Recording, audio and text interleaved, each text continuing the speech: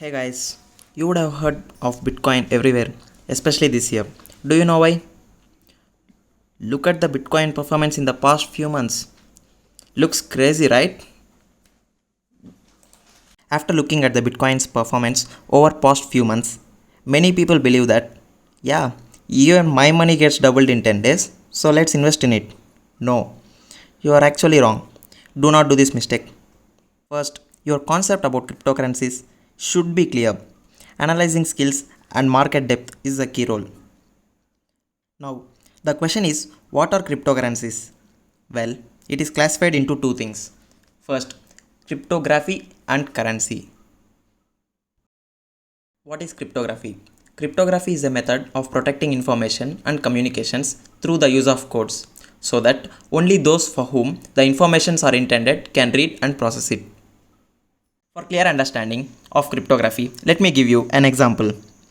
Say you and your friend knows a code language like 254 as how are you, right? If you go and say 254 to anyone in the world, no one knows it, right? Only you and your friend can understand. Your friend know what to understand from it and you know what you are saying to him.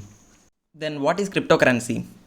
Well, in simple words, it is a digital form of cash. So let's brief it. Take a person A, he is from America, and take another person B, he is from India. If the person A has to send some dollars to person B, he cannot directly send it, right? He has to go to the bank and the bank verifies who is person B, and the bank also charges some fees for the transaction, and then the transaction goes through. The person B gets the amount. This is the actual process. Now let's see what is cryptocurrency. A person can directly send money to another person without any third party interference, irrespective of a location, is called cryptocurrency. Now let's look what are the advantages of Bitcoin or cryptocurrencies. So the first one would be no intermediary. So no bank or third party required, as I said, and no geographical barrier, no limitations of where you are sending irrespective of location, less charges and very fast. Now let's see what are the disadvantages of cryptocurrencies. The first one is transactions are irreversible. Yeah, you heard right. The second one is used for illegal activities. So let's brief it. Transactions are irreversible. So if you send amount to a wrong person, you cannot ask a refund or return it because you don't know for whom you are sending actually, right? And the second one is used for illegal activities. Due to its highly secured blockchain technology, no one knows to whom the money is being sent. Keeping this as advantage, there are many illegal activities going on in dark web. For detailed view on how this highly secure technology works, I will make another video.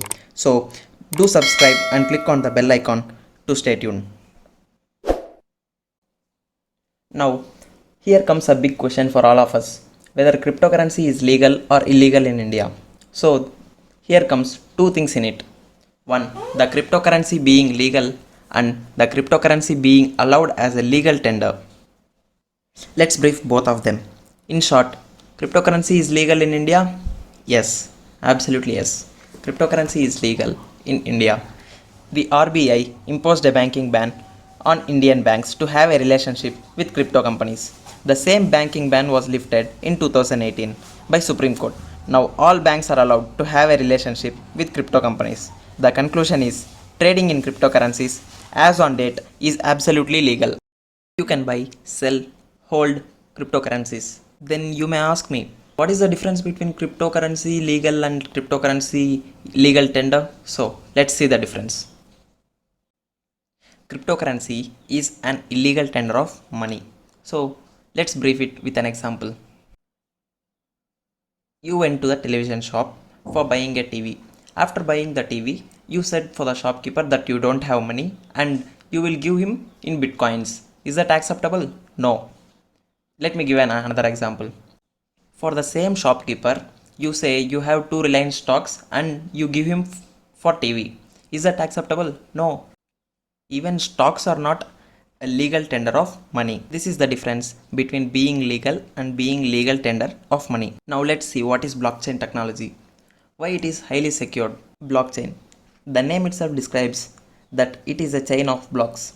A block contains all the information, like if you send crypto to another person, the bill information has to be stored in a place, right? Here in blocks all the transactions will be stored, and if one block is filled, the information starts to fill in the second block, leaving the first block closed permanently, and no one can open it and change the information. This is the main reason why blockchain is highly secured.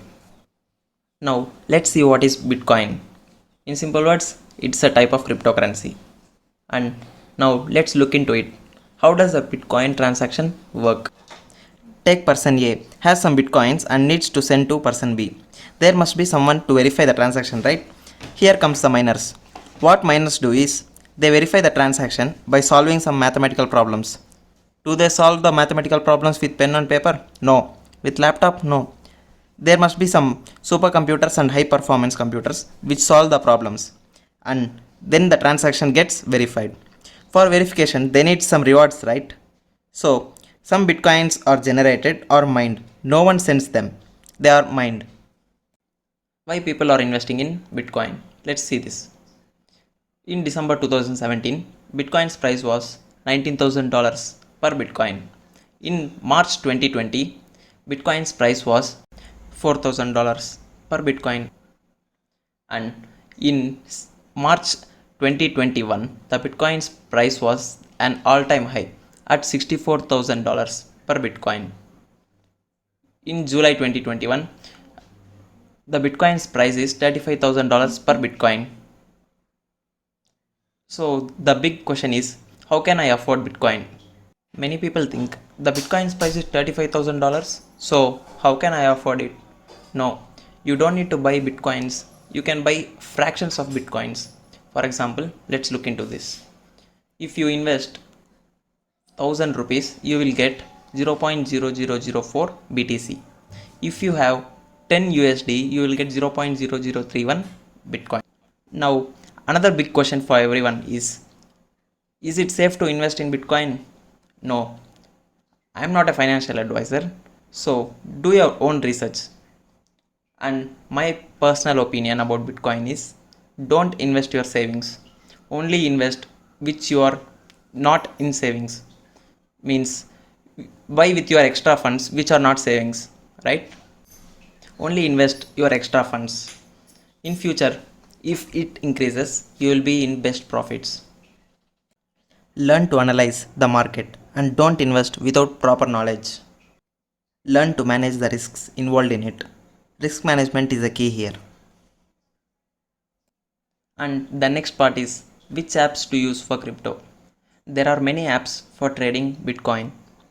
So out of them, Binance and Vazirix are some of the popular Bitcoin exchanges in India. That's it for today guys. Make sure you subscribe and click on the notification bell for more amazing videos.